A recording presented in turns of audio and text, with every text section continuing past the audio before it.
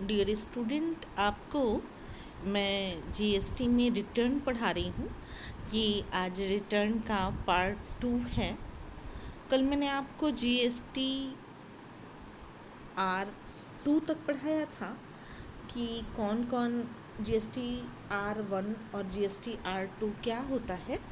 आज कल ही बताया था आपको कि 3 क्या होता है, लेकिन एक बार फिर से डिटेल कर रही हूँ कि जीएसटी R3 क्या होता है। सेक्शन 39(1) आप CGST एक्ट 2017 में जीएसटी R3 क्या होता है। Furnishing of monthly returns in GST R3 personal liable to furnish monthly return. और ये मंथली रिटर्न भरे जाते हैं। कौन भरता है, कौन व्यक्ति होते हैं जो कि लाइबिल होते हैं जीएसटी R3 भरने के लिए, रिटर्न सबमिट करने के लिए, और उनका ड्यू डेट क्या होता है ये बताऊंगी आपको। तो आपको कल बताया था input service distributor, non resident taxable person, अनिवासी कर योग्य व्यक्ति, person paying tax under composition scheme, composition योजना के तहत कर का भुगतान करने वाले व्यक्ति, और person paying tax under person deducting tax at source and person collecting tax at source. For example, e-commerce operator, not being an agent, a supplier of online information and database access or retrieval services। कल भी बताई थी आपको। अब आता है कि इसका due date to file monthly return. आपको बताया था बच्चों कि इसको कैलेंडर माह के, यानी कि जिस माह में बिज़नेस किया गया है उसके अगले महीने के 20 तारीख या उससे पहले तक इस रिटर्न को दाखिल कर दिया जाता है। इलेक्ट्रॉनिक रूप से ये फॉर्म GST R3 प्रस्तुत करना होता है 20 तारीख को। ये मैंने आपको पिछले क्लास में बताया था। अब जो है आ रहा है वो है, बच्चों देखिए,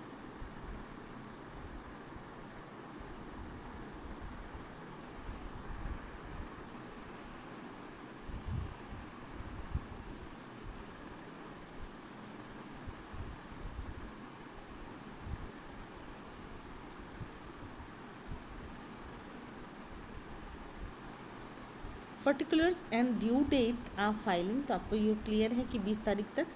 फिर नेक्स्ट है कि इसमें कुछ ऐसी चीज़ें भी हैं जो कि 3, एक तो GST R, बच्चों आपको एक समरी फॉर्म दिखाया था इससे पहली वाली क्लास में। GST का एक समरी फॉर्म पढ़ाया था कि GST R3 जो है वो कौन भरता है, और उसका एक और पार्ट था जिसमें कि आपको ये बताया था कि GST R3B भी होता है। ठीक है, 3B क्या होता है?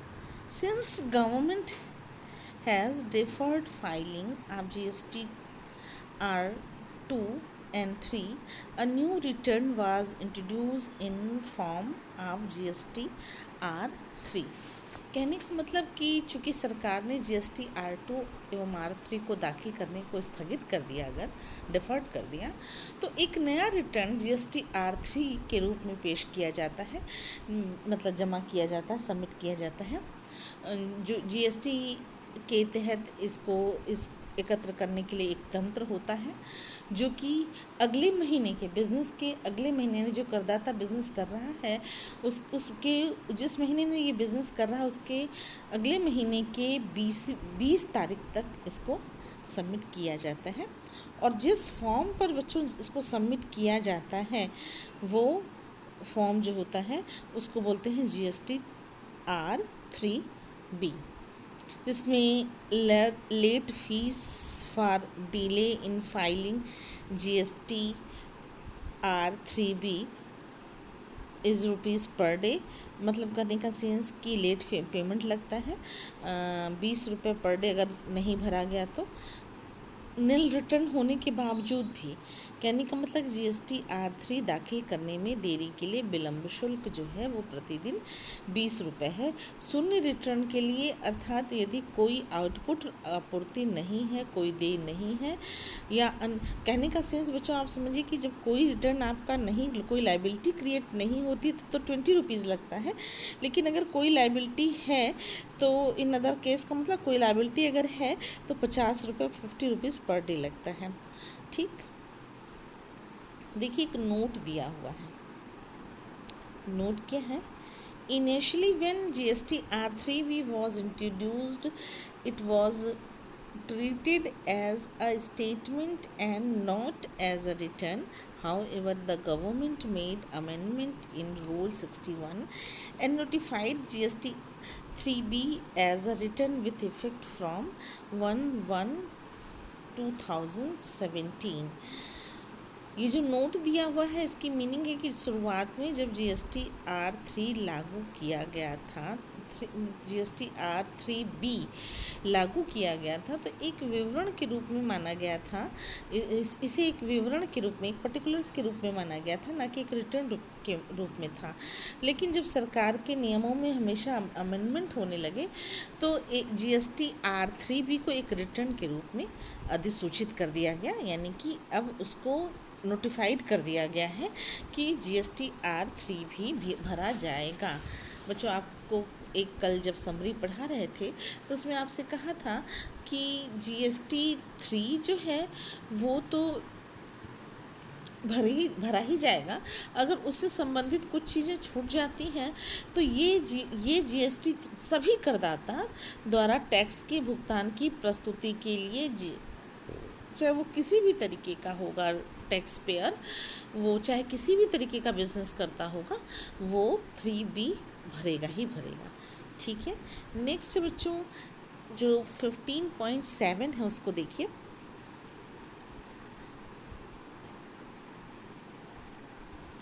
जो कंपोजिशन स्कीम को ऑप्ट करते हैं, कंपोजिशन स्कीम को जो ऑप्ट करते हैं, यानी कहने का मतलब कि जिनके बिजनेस के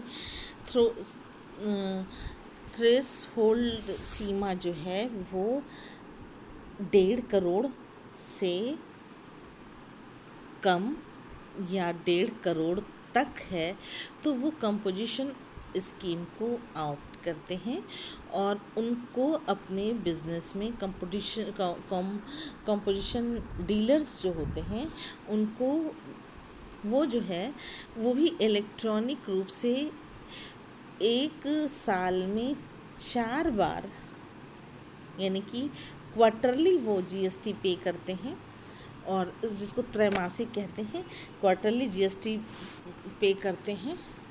वो GSTCMP4 या GSTR4 कंपोजिशन स्कीम वाले जो है GSTR4 को के थ्रू बिजनेस करते हैं और अपना रिटर्न दाखिल करते हैं। ठीक है, कोई दिक्कत आपको नहीं होना चाहिए बच्चों। GST detail in returns, the returns furnished shall be include the invoice wise intra-state and interstate inward supply received from registered and unregistered person, consolidated detail of outward supply। ये नॉन, फिर इसके बाद नेक्स्ट है जो अगली GST पे करते हैं GSTR5 वो नॉन रेजिडेंट पर्सन होते हैं। आपको बता चुके हैं कि इनका भी ड्यू डेट जो है वो 20 तारीख तक होता है। ड्यू डेट जो है इनका मंथली 20 तारीख होता है अगले महीने की, जिस महीने में उन्होंने बिज़नेस किया है वो उस महीने के अगली 20 तारीख तक इनको रिटर्न दाखिल करना होता है। नॉन रेजिडेंट पर्सन को वो GSTR5 पर प्रेजेंट करते हैं। फिर नेक्स्ट है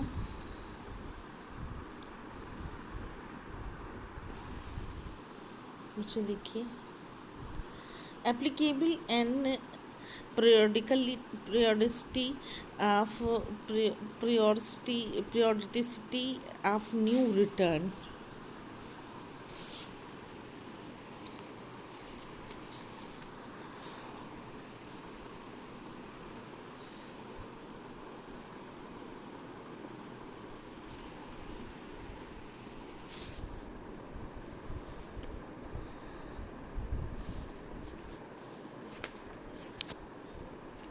particulars, due date, monthly return, ये क्लियर हो गया आपको।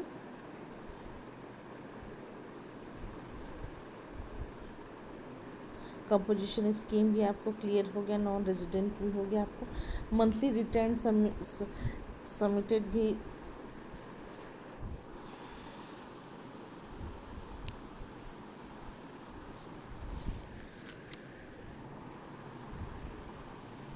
Applicability and periodicity of new returns में registered person whose aggregate turnover exceed 5 crore in the preceding financial year is mandatorily required to file normal return on monthly basis। Clear है आपको बच्चों कि अगर जिनका भी बिजनेस 5 करोड़ रुपए से ज़्यादा का होगा उनको मंथली रिटर्न भरना ही भरना है।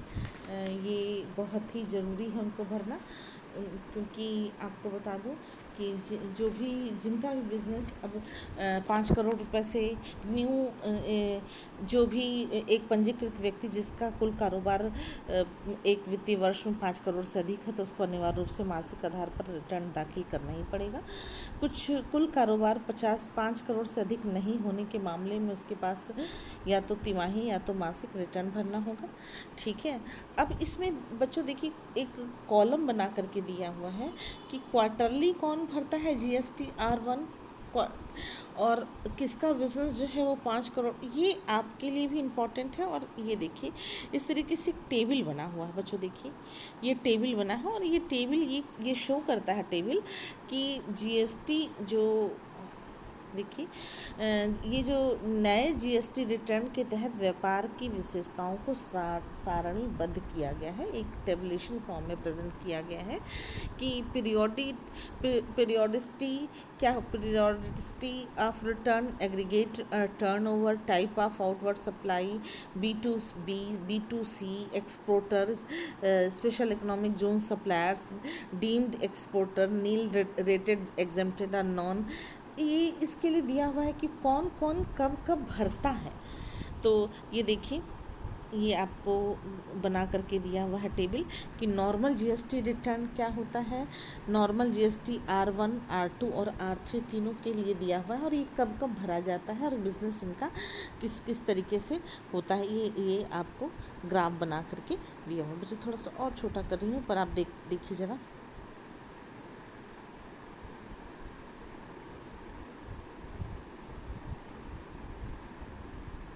इट्स वेरी इम्पॉर्टेंट, आपको ये भी आना चाहिए कि कौन कब भरता है, कैसे भरता है। पीरियोडिसिटी ऑफ रिटर्न फर्स्ट है क्वार्टरली और मंथली, फिर है जीएसटी R2 में, जीएसटी रिटर्न में है 2 में है quarterly up to 5 crore optional, फिर है quarterly up to 5 crore optional. फिर टाइप आउट थर्ड देखिए बच्चों, third type of outward supply में B2B, B2C ये भरते हैं, फिर B2C, B2B दोनों में नहीं भरते हैं यस नो करके दिया हुआ। इसका मतलब है कि कौन भरता है कौन नहीं भरता ये आपको दिया हुआ है, ये आप देख लीजिए, एक नज़र देख लेंगे आपको समझ में आ जाएगा, ऐसा कुछ नहीं है इसमें।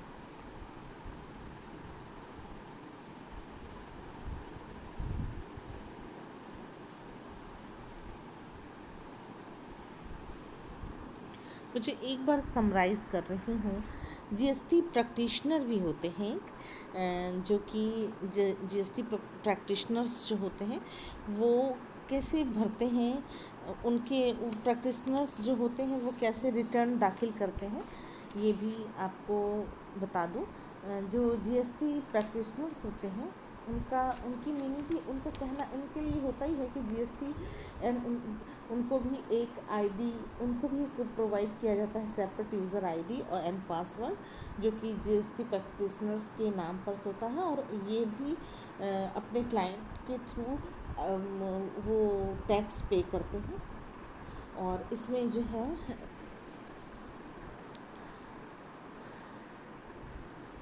जीएसटी जीएसटी प्रैक्टिशनर को एक अलग से आईडी और पासवर्ड दिया जाता है, ताकि वे अपने क्लाइंट्स से बिना आईडी और पासवर्ड मांगे उनके लिए काम कर सके।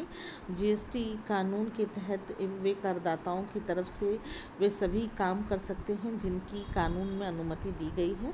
एक करदाता पिछले यानी कि एक टैक्स पेयर पिछले जीएसटी प्रैक्टिशनर को हटाकर नए जीएसटी प्रैक्टिशनर्स का चयन जीएसटी पोर्टल के माध्यम से कर सकता है। फिर इसमें एलिजिबिलिटी क्राइटेरिया एक होती है कि क्या एलिजिबिलिटी का क्राइटेरिया है कि इसमें से दो शर्तें होती हैं, एक होता है बेसिक कंडीशन, दूसरा होता है एडिशनल कंडीशन।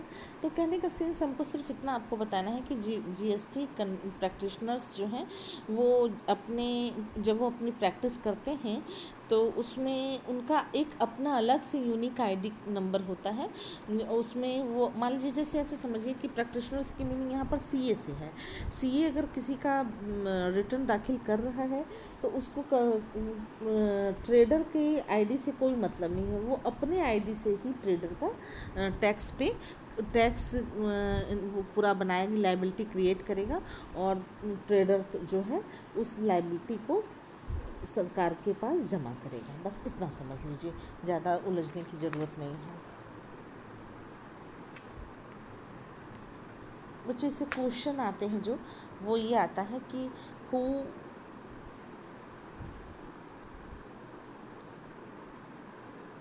क्वेश्चन इसके थोड़े से इस तरीके के होंगे कि डिस्कस जीएसटी RT1। फिर इस तरीके से भी आते हैं कि what do you mean by return, how many types of return. फिर है कि what do you mean first return and annual return. फिर है कि who are the non resident taxable person, what are the procedure to file the return by non resident taxable person. इस तरीके से question आ सकते हैं आपको।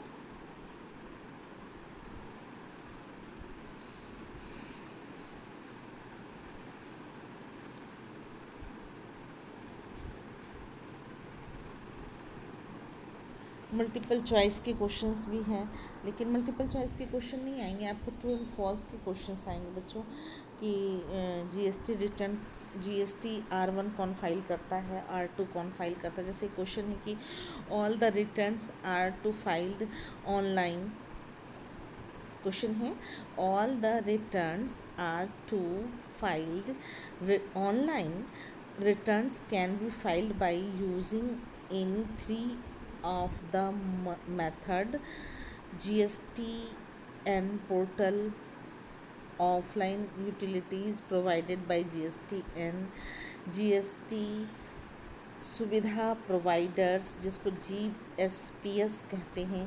तो तीन आप जानते ही हैं कि तीन तरीके से जीएसटी को भरा जाता है, GSTN पोर्टल के थ्रू, ऑफलाइन यूटिलिटीज़ के प्रोवाइड बाय GSTN के थ्रू और GSTN सुविधा प्रोवाइडर्स होते हैं। इन तीनों के थ्रू जो है भरा जाता है। तो ये स्टेटमेंट की जीएसटी जो है वो ऑनलाइन भरी जाती है, बिल्कुल सही। आपको पता है कि जीएसटी हमेशा ऑनलाइन भरी जाती है। फिर इन B2C supplies uploading of invoice in general may act be required as the buyer are not going to take ITC। ये भी आपको क्लियर है कि जीएसटी जो है वो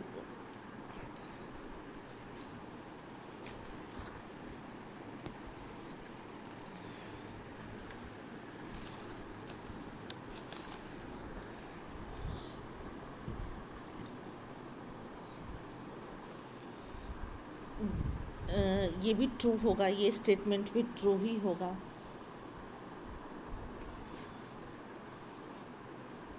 बच्चों under GST, under new GST return scheme and exporter can be file.